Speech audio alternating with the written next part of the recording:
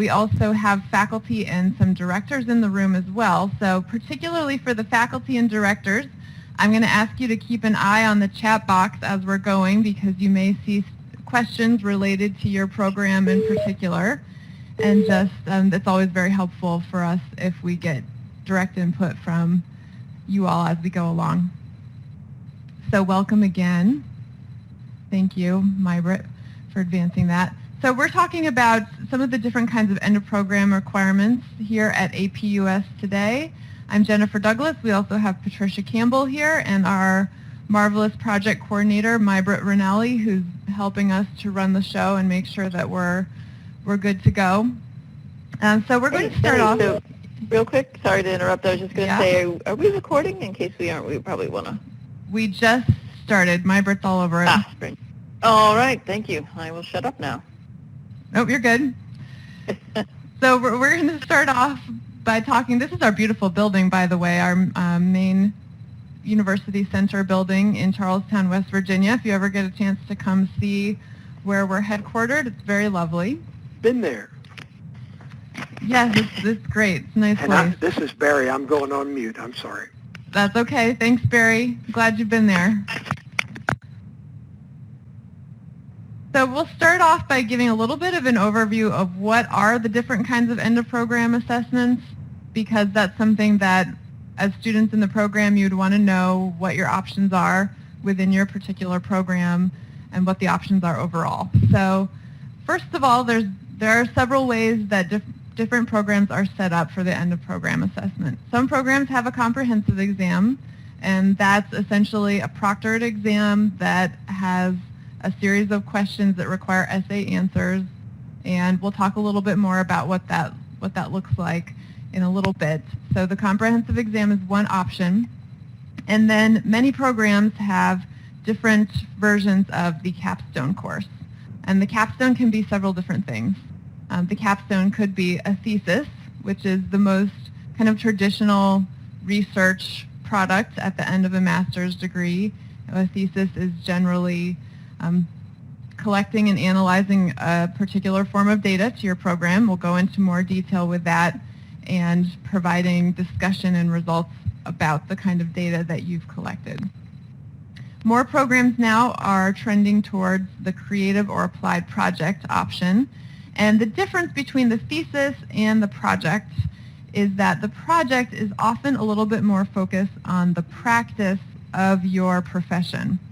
So you would be applying principles of your academic program and theories of your academic program and the research that you've done to a particular question that might relate to your profession and might be more kind of specific to your community or your workplace or the area where you're located. So you will see in some programs that the applied project, for instance, might be focused on something like emergency responders in a particular county in Florida and how they work with hurricane evacuation, whereas the thesis tends to be more theoretical and looking at contributing knowledge to the discipline, not as much with a specific venue of practice. Some programs also have a practicum as the final program, the Capstone assessment, and that practicum is experiential learning, so that's within a workplace. And there's a critical reflection paper that's a substantial paper along with the practicum that applies the principles from that workplace experience and shows how that they reflect the learning objectives of your program. Some programs are also moving towards a portfolio as the end of program assessment, and I think more programs are looking at that option. The portfolio is one way of collecting projects and assignments throughout the program that are reflective of your major assignments in different courses. And then at the end of the program, typically with that option, students are asked to write, again, sort of a large critical synthesis in which you would be talking about how you progressed along the way in your program and how those different papers and projects show your mastery of the program objectives and show that you have made that intellectual or professional journey along the way in the program. So that's kind of the overview of the different kinds of capstones and end of program assessments that we have right now. So some of you might be wondering, well, how would I know what I'm supposed to do at the end of the program? And that's a very good question. You should know what your options are for your particular program. So this is the place where you can find that information. This is your academic plan. So if you're in your eCampus page and you go into your academic plan, it will show all the courses you've taken, and if you scroll down to the bottom of it, then you'll see what's available for the end of program requirement for your particular program. So you might see something like the comprehensive exam, which is one of the options for business, or for instance, the National Security Studies Capstone course. So a couple of differences between the two that I mentioned before. So the comprehensive exam is actually a 0 credit experience because essentially it's a preparation for taking the exam itself. And so it has a fee alongside it, but it's not 3 credits worth of tuition. And the typical capstone course is a regular 3 credit course. One big thing to think about for both of those is that for the capstone courses in particular, most capstones in most programs are 16 weeks, and that's different from your typical course. So if you're taking a capstone course, whether that's a thesis or a project, that's typically a 16-week course. With either of these options, we ask that you take the final program requirement as a standalone because it's a significant responsibility, and it's something that you don't want to have competing responsibilities with other courses. So that's something to be aware of as you're going through your program. And Jenny, if I could just add something real quick here. I think you captured it spot on in terms of, a lot of times students want to be able to take multiple courses at the same time with the end of program assessment. And keep in mind that the point of the end of program assessment is to measure the learning that you've accomplished over the entirety of the program. So if you're still in the program, obviously you're not done, and it would put you at a disadvantage. We want you to be successful. That's the goal of the way we've set these up. And so we want it, part of what we also find is a lot of students, once they start working on their capstone, they find that they actually want more time because it does take a significant amount of time. And so really the reason we have that set up is to try and ensure student success and to, of course, be pedagogically the most sound in terms of practice. Thanks. Barry, I see your question. Are these used to satisfy student learning outcomes? Yes, typically the end of program requirement is used to satisfy several of the program learning outcomes, and it's something that as part of our assessment process for each program, we track students' performance and how students do over time with their capstone experience. So that is an important thing for every program to look at how students come through to the end and what happens at that point.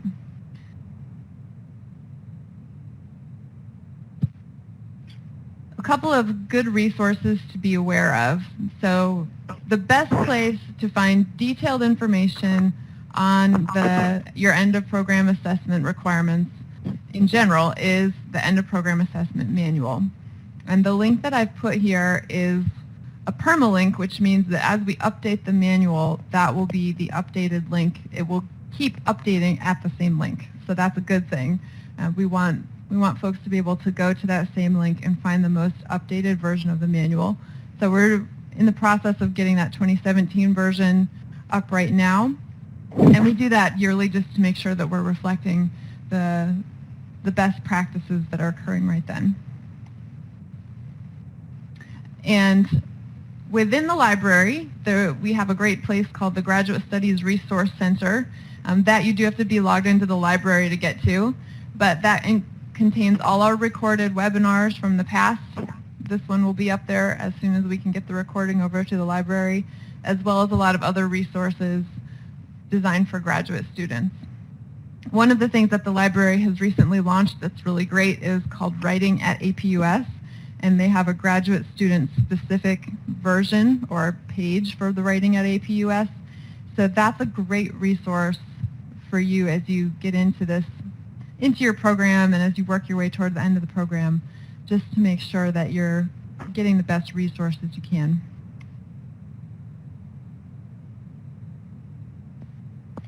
So I mentioned the comprehensive exam. Up in the presentation handouts box on this screen, there's two handouts. One is the slideshow, and the other one is a handout on the comp exam. Sounds like we have a little background noise, so if someone's on the phone, perhaps you can mute.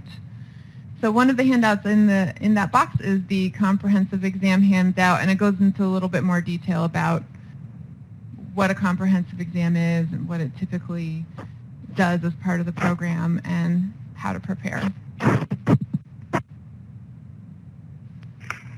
We might want to just remind everybody to *6 your phone if you've called in, because there's a little bit of background noise that we might be getting. And just a real quick, I'll add a little bit more in terms of the comprehensive exam, if you don't mind, Jenny. A lot of universities offer a comprehensive exam, and what they do is they say, okay, at the end of your master's degree, go ahead and take the comprehensive exam, and you set a date and you go take it. What we've done to try and, again, kind of keep in mind, we're really interested in student success. So what we've done is we've created a course where you can get, and it's an advantage to the student, where you actually get feedback from instructors on practice questions so that you are really well prepared for the by the time you actually sit for that exam, you've had practice, you've had feedback. This is something a lot of institutions don't do, and so one of the things I really want to encourage those who are in the comp track, when you get to that class, is to fully take advantage of those practice questions and that instructor feedback. That's there to help you to try and make sure that you have the best chance possible at passing that exam. So I really want to encourage you to do that and to take those practice questions, because if you do not take the practice questions, and you fail that comprehensive exam, it's not likely you'll get another shot at taking that exam. So we really want to encourage you to practice and use that time wisely and take advantage of the instructors who are there to provide that feedback for you. Thank you. Also, just to mention, Dr. Campbell just put the link into the chat box for the Thesis Capstone Facebook group, which you're welcome to join. It's a good place to ask some general questions, and we can try to point you in the right direction if you're having questions or concerns. So take advantage of that. It's a good social media resource to help connect.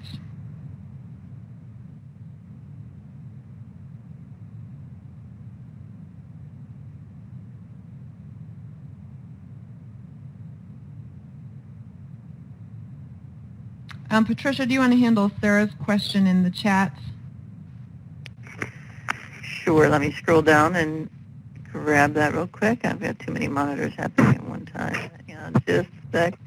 How long after finishing your final class requirement do we have to wait for registering? So here's the thing. As soon as you're finished, what's going to happen, you have to have applied for graduation. So you want to make sure that you've kind of got your ducks in a row there. But you can go ahead, and I know because some people are under a deadline and they want to be able to start that course just immediately upon completing. So you can do that, and we will certainly allow that. The only thing that could potentially hold you up is if you haven't applied for graduation and had the review done, or if you don't have a 3.0, you must have a 3.0 in order to begin your final end of program assessment. All right, thank you for that. So I'm going to talk through a little bit of some of the stages of the capstone process, and the way that I'll talk about these things will apply fairly well whether you're working with the thesis type of capstone or the project type of capstone. So I'm going to try to generalize a little bit, with the realization that within each discipline, the requirements for the capstone thesis or the project are going to be a little bit more specific. And so, based on the theory and the best practices within the discipline. So just hang on there. If you have questions specific to your program, we'll get you to the right person to make sure that you're aware of what you need to know. So most capstones should have a process in place because we want to make sure that you're getting feedback along the way and that you're working through the project in a way that will help you to be the most successful. So The capstone process will start with a proposal, and the purpose of the proposal is to help you lay out what you'd like to do and get feedback on that to make sure that you're in the best position to be successful with your overall project. Then you do the project itself. Once you're finished with that, your capstone, if you're at the high end of the pass with distinction end of the spectrum, can be published in the Digital Commons in the APUS library, which is something that's publicly accessible. So I'm going to talk a little bit more about this process in more detail. This is just the overview. And as we go, if you have questions, please type them into the chat, and we'll try to keep up with those and make sure that we get you to the right folks. So in a general way, what are we talking about with the capstone? Well, it's meant to be a cumulative, kind of summative experience for the end of the program. So for graduate students, you're showing a high level of mastery of a topic. If you think about an academic discipline as a conversation, the purpose of the capstone is to be part of that conversation, to look at the literature and the theories of the discipline, and to come in with a unique question or issue that you want to look at, and to contribute to that conversation within the discipline in a meaningful way. So that's the level that we're working at by the time that we get to that point. All of the capstones, no matter what type, have a substantial research component because you're integrating the literature, the scholarly sources, the theories from your discipline in order to complete whatever type of project that you're working on. And that's an important part of graduate study. It can be applied research in that you're taking the research and applying it to a specific issue or practice in the field. But in any case, you're integrating and synthesizing those sources from the field in order to say something that's meaningful. We'll talk a little bit about writing conventions. Now, this is the place where, as you're getting further into your graduate program, you're starting to see how experts within that discipline write successfully, how they write their academic work, how they produce work that other scholars and other people in the discipline will read. And so that's what we're aiming for, are modeling the type of writing conventions that are appropriate for this high-level work and also within your discipline. And of course, you're going to have a lot of sources. That's part of the process, and that actually gives you the chance to do a really deep dive into your discipline.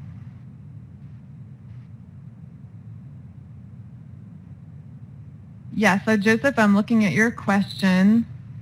How much research can you get done in a 16-week program? And if you need to do certain kinds of research, can that be done?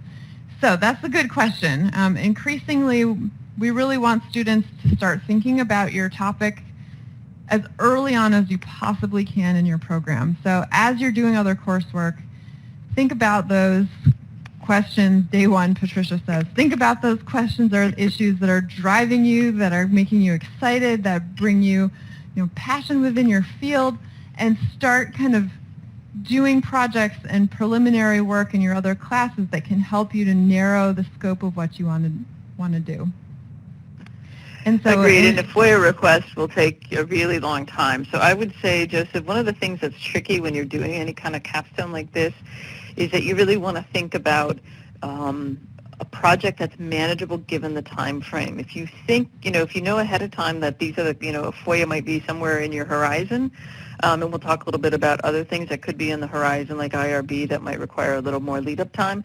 You'll want to kind of start planning a little bit further ahead. And this is where I think, reaching out, talking to graduate studies, we'll connect you up with the program director or faculty in the discipline in the field who has maybe specialty expertise in maybe the specific area that you're interested in, and we can certainly do that. But yeah, we try to make sure that whatever it is that you're going to propose for that 16-week course is going to be manageable within that 16 weeks. It's always a tricky tricky thing. Because we want to have people with, like, you want to do in a thesis, you want to do original research, but trying to kind of narrow it down to a manageable piece becomes one of the biggest challenges. And so that's one of the tricky parts for the instructor who teaches that course, is to kind of keep students really narrowly focused instead of sort of answering big questions like, why has ISIS arisen throughout the Middle East. It would be a really much more narrow, specific piece of that larger question. And so that's the tricky part as you begin to put your ideas to paper. Yeah, exactly. And it's really crucial. We're talking a lot about contribution to the field here. Whether you're writing a thesis or even a dissertation, you're making one very specific contribution to a field. Most graduate thesis or dissertation don't necessarily change the entire field in one day. You're really taking on a very specific question, very specific niche. So to the question about finishing the 550 class and using that as the capstone proposal, that may be possible if that's the area that you want to go. I would say check with your program and see if that's a way you can use work from that class towards what you want to do further on.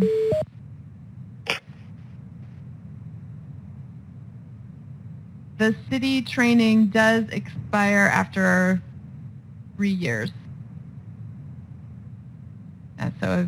Right, thank you.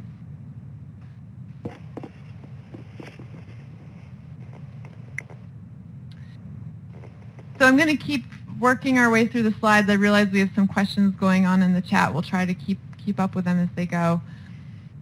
I don't think this is news to anyone that it takes a while to write a major project, but what I think the takeaway message from this slide is really that revision and rewriting and kind of rethinking throughout the process is part of any type of larger research project. So if you ask any of your faculty members, how many times did you have to revise your dissertation, or how many versions do you go through to get to a manuscript, for a journal article or some other publication, they'll tell you dozens, lots and lots of rewrites. So don't feel discouraged if you feel like you have to keep revising. It's part of the process. That's why the project is chunked up so that you're getting feedback along the way, because that revision is part of the overall process. So just realize that that's something that's part of it. It does feel tiring sometimes.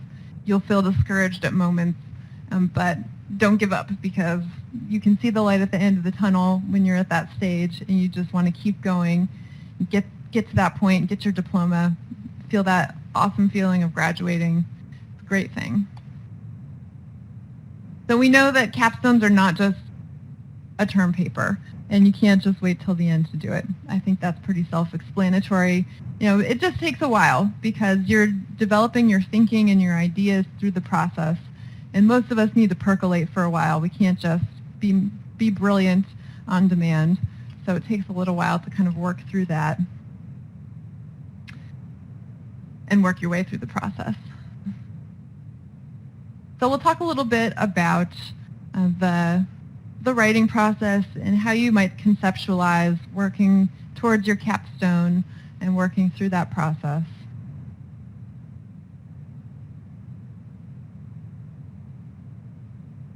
Oh, awesome. So happy our animations are working here. So as you become a graduate student and we're working your way through the program, you're becoming a more proficient writer on a number of levels. So for most everyone, the kind of academic writing that we do in research is kind of a new field. Not all of us were born academic writers. In fact, probably none of us were born academic writers.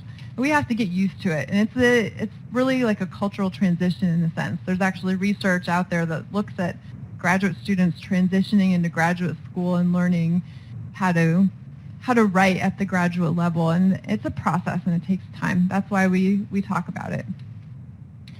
So you're learning how to write, with the proper conventions for your field, knowing the theoretical frameworks, the types of methodologies that are most common, how the types of questions that scholars in your field are asking and how they address those questions.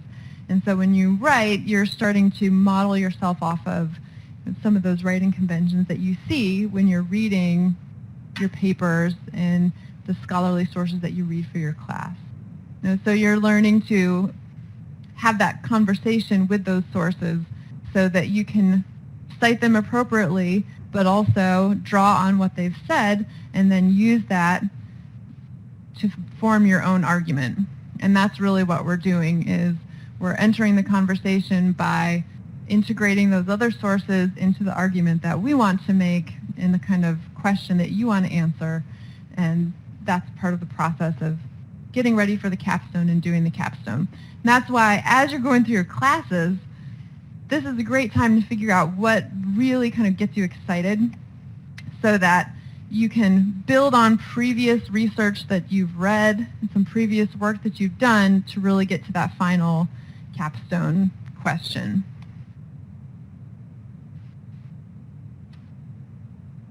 So I think we're having some discussion in the chat box that relates to this topic of topic selection.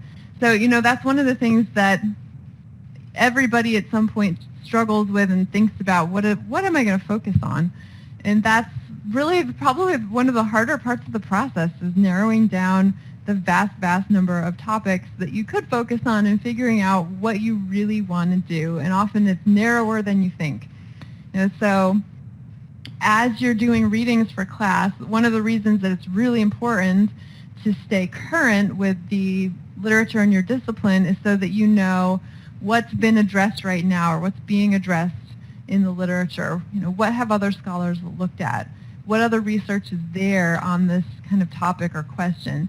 And so a lot of the initial part of topic selection is starting to get into the literature and the discipline, doing some preliminary literature review. And that might be where some of your classwork can help you, because you can see what's already been done and where the field is heading around certain issues, and kind of help you think, where's the best place to contribute to that conversation, and what methodologies have been used around that topic. And I might just jump in as I'm kind of trying to do some of the questions over here around kind of topic and people feeling overwhelmed, because I know one of the questions, if we kind of had a FAQ that we get, it's sort of, how do I pick a topic? And I think that depends upon which of these capstone flavors which of those you're actually enrolled in. So for the creative project, that's a unique, in the humanities, that's a unique kind of project. And I would strongly recommend working with the faculty and program director there, because there's a wide sort of latitude within that creative project in the humanities. We've had people write things like short stories and plays, and been very, when we say creative, they've produced some really interesting and amazing things that have kind of added to humanities writ large. For folks who are thinking more specifically about what kind of topic do I want to think about for, say, a thesis, how it usually comes to you is as you start going through your courses, you might have an idea, and then you start writing papers around things that you have ideas or that are interesting to you, that have kind of generated some thought or made you want to get involved in the conversation and argue with some people and agree with experts or disagree with experts. And as you start kind of doing that, you're going to find that there's probably a narrowing that's happening where, for example, when I started my PhD and it was international affairs, I was generally interested in Africa, but as time went on and I took courses and I got more and more interested in questions of human rights, and I got more and more interested even more specifically in the rights of refugees, and it just went from there to what about women and children? What about women and children in a particular context of East Africa during a famine? So it just kind of got narrower and narrower as I went through courses and I was thinking about the things that were really interesting. And I want to really kind of emphasize the importance of focusing on something that you're interested in, because that's what's going to help motivate you to keep going when as I'm looking on the Facebook group, there's folks who will write in and feel like, I'm in the week 11, I'm feeling overwhelmed. And, in many ways, getting through a thesis or the practicum or the creative project, it's a bit of a marathon, right? It's a bit of an endurance test. Can you get through this? Because really it takes just working on it day after day and moving forward. So you really want to be interested in the topic, because that's going to help kind of motivate you each day to do the writing that you need to do and the research that you need to do. Yeah, absolutely. I agree with that completely. So we're going to talk a little bit more about some of these phases, starting with the proposal. So the reason that, again, we have you write a proposal is so that you get a chance to test out the idea and create a structure for what you think that project or thesis would look like. And so the purpose of the proposal is to narrow down what's the problem that you're looking at, what's the research question that you're looking at, what's the hypothesis that you want to test. And then the biggest kind of overarching reason for the proposal is you have to answer the so what question. Why does this topic matter? That's really the bottom line. And you do that by looking at prior research that's been done in your literature review and showing how does this fit into the current debates that are in the field right now, and what is this particular project going to contribute into that conversation. So the proposal helps you lay that out. It includes some literature review, an idea of how you're going to approach that project, so what kind of data or what kind of methodology are you going to use to answer that question, and then you talk a little bit about your timeline and your plan. So the proposal allows you to get feedback, and if you have ideas as you go, I think what we're seeing in the chat box here is you can start to ask faculty members about their views on these things, on your ideas. You can reach out to the Graduate Studies email address, and we'll connect you to your program director if you don't know who that person is, and you can start that conversation, because it is really important to kind of get those ideas flowing, and the proposal is really the formal way of doing that, so that you can establish the basis for your project and go forward from there.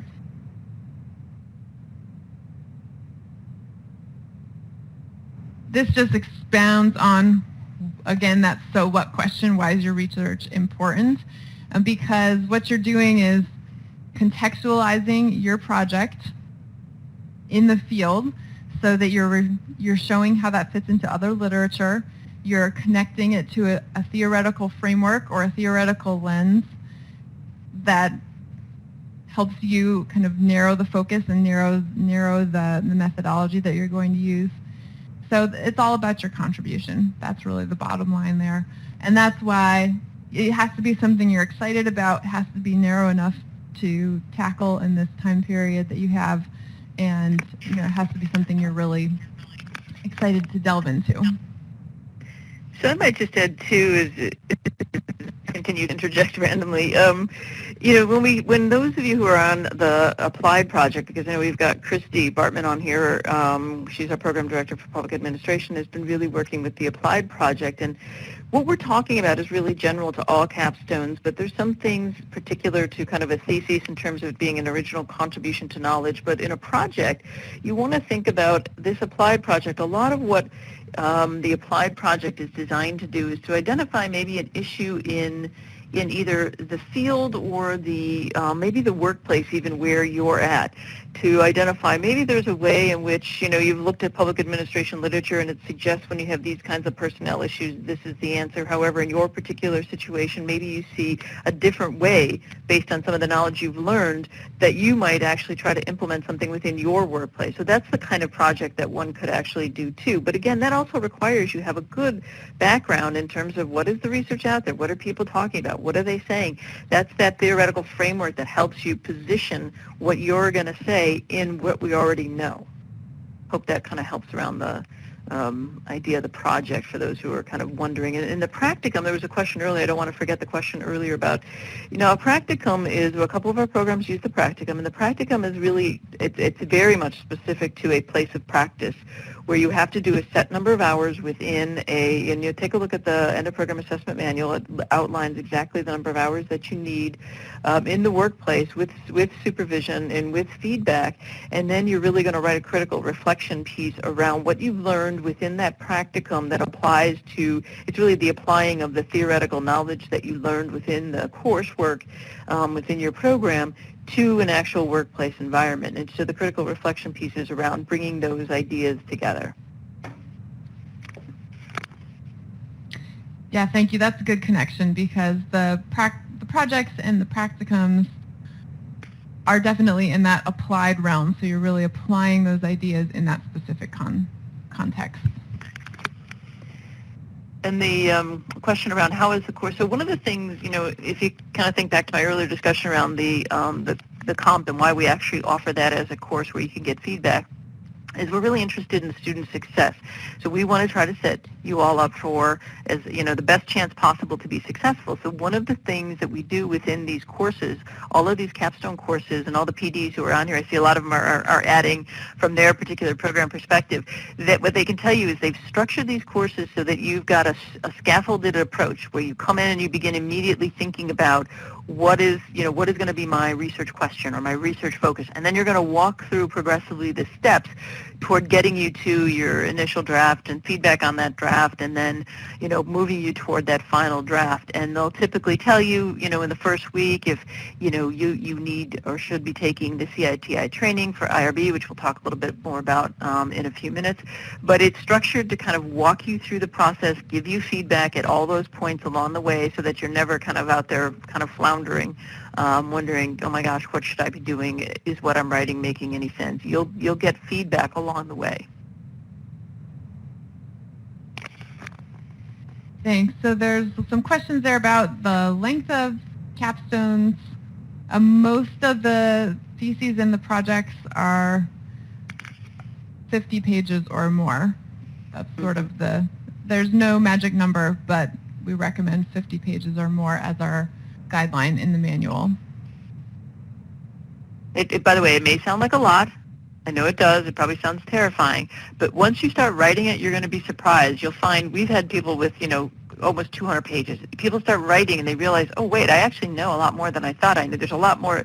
These structured components, for example, what Jenny's going to talk about probably next in the literature review, is, once you start going through and adding in the required elements, you'll find that the pages add up pretty quickly. So, 50 is kind of a general rule, but you'll find the history, for example, papers tend to be more 100 plus. But we don't really have a physics master's program. But if we did, that could be a one-pager. It really could be discipline specific. But it really is. Don't be terrified by the number. It's not as terrible as you think.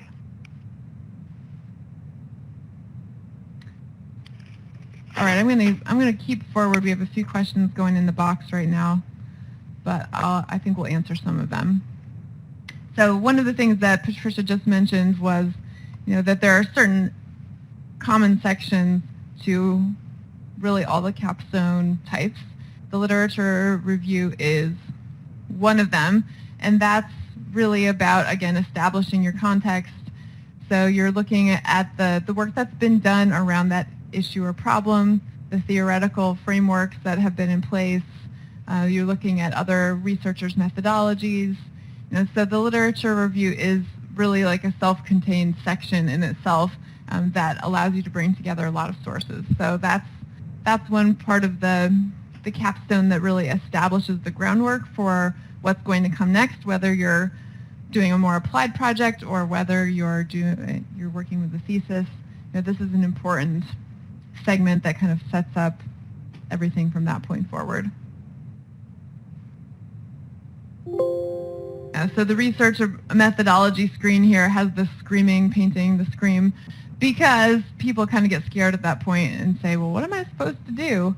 And that's where reading all of the articles in your discipline can really be helpful, because when you are working within a certain field, you can start to see what kind of methodologies are most typical and most appropriate with that field. And the type of question that you have should really drive what do you need to find out to answer that question. So the process is really, narrowing your question, narrowing the issue that you're looking at, and then thinking about what do I need to know? How do I need to know it in order to get there? So every kind of capstone will have some sort of research approach, whether that's a case study or a policy analysis, or you're doing a project in a specific context and you want to look at, an intervention or recommending a course of action. There's a lot of potential methodologies out here, and again, your discipline will play into it a lot, which is why it's important to read within your field and see what makes the most sense. And that's why your faculty are here as well. I saw Cynthia Nolan up in the chat a little while ago make the comment that the faculty are really here to help, and you need to ask because they don't know what kind of advice you might need unless you bring it up. So that's important. One thing that we just briefly touched on a little while ago is the IRB, which is the Institutional Review Board for Human Subject Research.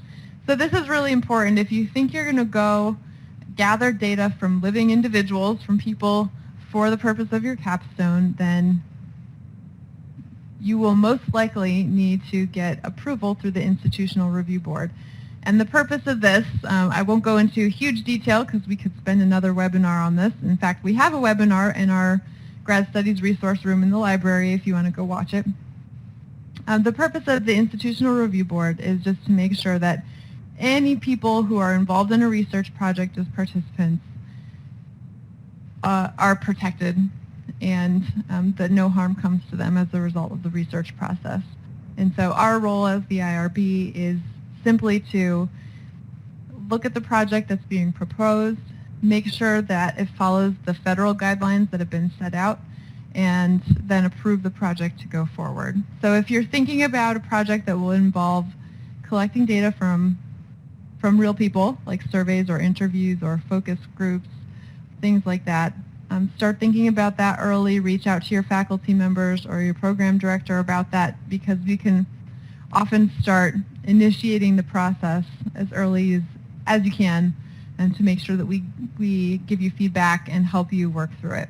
So the goal of the IRB is to really facilitate research and help it to occur, but sometimes it takes a little bit of back and forth and revision in the process just to make sure that we're protecting the participants from any possible harm or stigma associated with that project, and to make sure it's ethical, as Kate says in the chat.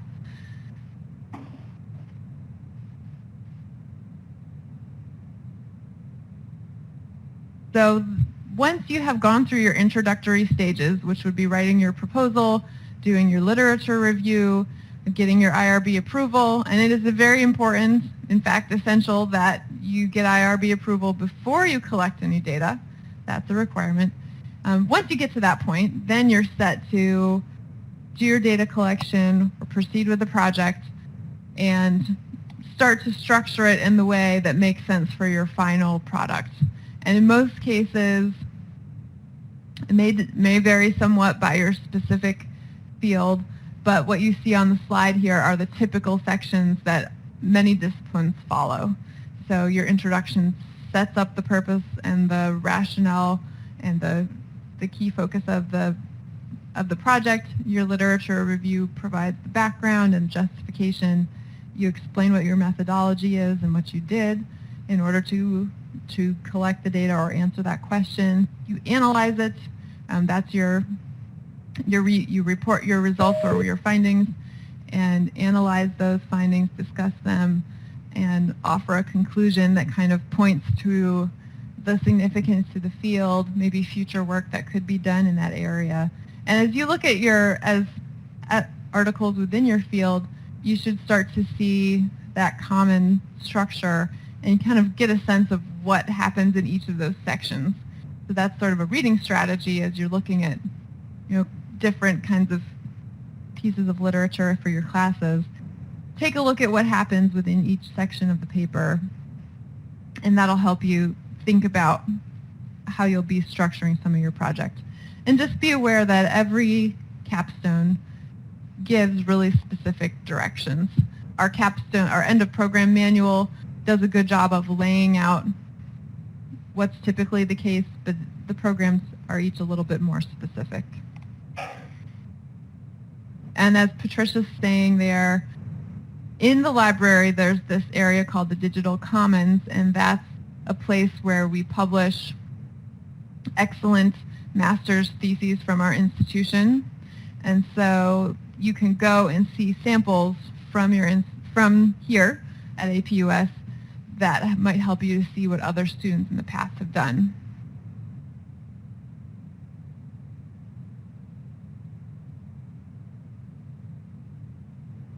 I think most of these pointers have already been said, and you've asked a lot of questions in the chat box that relate to this information. So as you go through your courses, even if you're early on, don't be afraid to reach out to your different faculty members and say, this is an area that I'm really interested in. What do you think of this general topic? Do you have any suggestions for where I could go, to start reading more on this topic? Or what do you think about taking this direction? Don't be afraid to kind of brainstorm as you go, because faculty members all have perspective, and they can also help to point you towards others who might have expertise in their area. Jenny, can I jump in real quick? And I'm going to do the sort of pedantic. I'm going to be the I'm going to be that like, I don't know, hall monitor. And I'm going to say one of the things, because I get a lot of appeals when students are unhappy with how things are going, either in their Capstone course or the grades that they've received. And one of the things that I see that I really want to warn everybody about is that a lot of times there's a confusion when a professor says to a student, look, it's, your topic isn't really researchable, you don't really have, and they're trying to help the student, either move in a different direction because what they're suggesting doesn't really make sense or couldn't be done within the 16 weeks, or a lot of times what we do see, and this is a big caution out to everybody, is folks trying to pass off research when it's really just an opinion piece, right? I believe this thing, I'm going to write a paper to support my belief in this thing, whatever this thing is. I don't care where you're at on the political perspective or spectrum, rather, but there's an attempt to sort of use research as a cudgel to impose your point of view in some way. And what the professor is always going to try to do is to move you away from that and say, no, this isn't about trying to verify, support whatever particular point of view you have. This is about research. You put out a research question that you may be able to find support for, but you might find that your research question is absolutely, you'll get the answer that's completely opposite to what you had thought it would be. So you have to be open to that. So when professors give students feedback that says things like, that's not really a researchable question, that's not really, what a thesis is about, or they're trying to get students to really kind of stay focused on what the academic exercise piece of this is, sometimes students get upset and they think, oh, it's because the professor doesn't like my opinion on something, and that's not it. 99% of the time, that's not it. It's really about the professor trying to get you to work within what are the academic conventions on what is this exercise supposed to be about, right? Because this is about training you as masters in your discipline to be active participants in, the conversation around these big topics within your discipline. So they're trying to get you to talk in the way everyone else talks, to use the scientific method the way it is accepted across disciplines. So just kind of keep that in mind. And so be open and know that you're going to get criticism. That's it's meant to be constructive, but you're going to get criticism, and you're going to get a lot of it. I hope you should, because it's the first time you're doing something like this. So anytime it's the first time you're doing something like this, expect that people are going to give you pointers on how you could do it better. That's what's supposed to be happening, and people should be challenging you. So kind of develop a bit of a thick skin, and take it to heart when the professor is telling you and giving you really specific feedback. They're trying to help you make your product better. So just kind of, there's my soapbox, and I'll be quiet for a few minutes again. No, that's a great point. And, your professors understand where you're coming from, because everybody who's tried to publish an article at any point in their life has gotten rejected or has gotten back, a list of revision comments as long as their arm, and has had to deal with the emotions of feeling disappointed or angry, or, because it's so personal, because it's your intellectual property and you care about it. So it's part of the process, and everyone goes through that at some point. But really is, in the end, we want our students to succeed and obviously graduate from the program. So it's part of those growing pains of working through this process. So think about a capstone as a big project that requires project management. And that's actually, as you go up for your next promotion or look for your next job, you can actually talk about it in that way, because it's a major project that takes a lot of organization and requires you to get really into the nitty-gritty timelines and what you have to do at each stage. So just kind of embrace that for the time being and go forward, because you can do it. So just looking at logistics here a little bit for the end of the process. So once you're done with the end of your course and you have received your grade, the professor for that course works with the program director and the dean to sign off on that final project and submit it to our library where we archive it. So that's our place where we want to keep all of the capstones that have been submitted. If, again, you do an awesome job and you're at that high level with the pass with distinction, that project could appear in the Digital Commons, which is publicly searchable and out there on the public web. So that's sort of a nice incentive to do something that you're really proud of, and that's great because you can show it off then. It will be out there. And we also do, as a side note, we have some students and professors who are working together for different kinds of publications based on the capstone. So that might even be an option, either working towards a publication for an academic journal or a publication towards more of a trade journal or towards one of the APUS blogs that highlight work that's being done at the university. So it's really great to have that endpoint. I think that's kind of the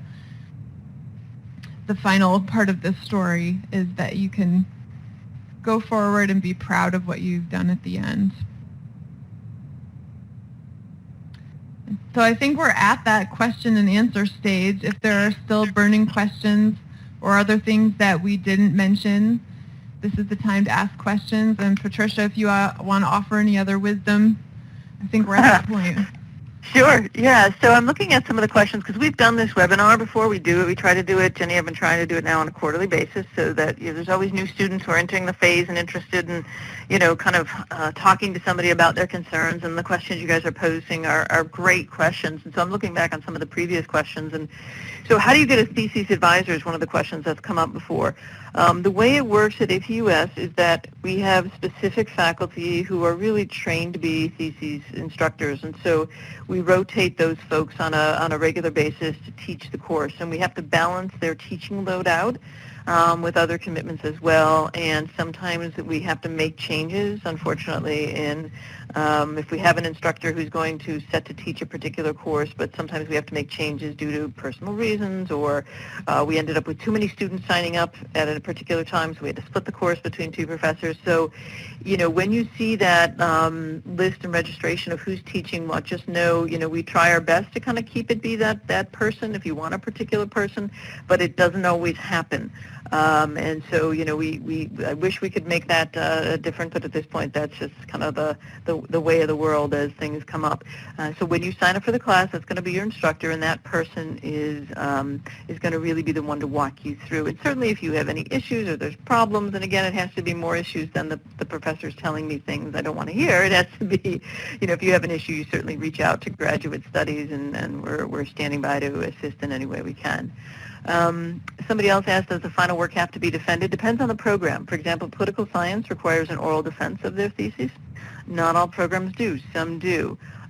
History, this is why earlier on we mentioned you really want to check with your program because there are some specific kind of requirements for programs. In the history program, for example, they have an 8-week course that helps prepare you to write your thesis, and then the 16-week course, and so it's kind of a 2-course sequence for them. And so, you've got kind of different approaches depending upon the program, and then education has a whole different set of requirements that they're working with. Let's see what other questions we have here. Doing the artistic capstone project. You know what, Cameron, why don't you email me at Graduate Studies at APUS, and we will put you in contact with the people who run the humanities program so they could be able to help you out. Let's see. I see, Jenny, you're answering some of these questions as we go. So the other thing I was just going to add is, Jenny was talking about the, working with professors that ultimately potentially you could publish your work that you're doing. I would just issue a couple of words of caution around publishing. One, if you do any human subject research, you will have had to have had the IRB ahead of time. You can't get it retroactive. So if you think anywhere down the road that you will want to publish any part of your thesis that in it involved any human subjects, you have to get that ahead of time. The other thing I would want to make it clear to folks, because we've seen this, APUS has 2 journals that we actually run. And we sometimes have students submit their theses over to the journal. I want to make it really clear that a journal submission and a journal article is a very different thing than a thesis paper. So you could use your thesis to create a journal article, but they're very different in terms of, this is where you have to pay attention to the writing conventions. What the expectations are for a journal article, very different than what the expectations are for the academic exercise of writing a thesis. So don't just think you can kind of, send it on over without, looking at the journal to see what exactly the format is that you would need to follow for that. Do we have other questions that I'm missing, Jenny? I'm trying to answer them as we go. I think we've gotten most of them as much as possible. Okay. So we're going to, again, post this recording in the Graduate Studies Resource Center in the library. Tara, I'll answer your question in a minute for Psych. So if you want to go back and review it along with our past webinars, they're in the library. And you can also feel free to reach out to us at our Graduate Studies at APUS email address, and we'll connect you with someone in your program to make sure that we get your questions answered. Yeah, and over in the library, you'll find all kinds of interesting resources that are really even more specific. For example, we've done a webinar that's just on writing a master's, just on writing the thesis. So you might want to, and there's another one on just preparing for the comprehensive. There's a bunch of webinars over there that you could go ahead and listen to whenever time permits for you. All right, well, I will stick around here. I'm going to go on mute for a second just to answer any last questions. I just got a message that we are going to be kicked out of the room in 10 minutes because of another webinar coming up. So do feel free to stick around a little bit, just a heads up that we're going to have to finish up in a little bit. But thank you so much for coming.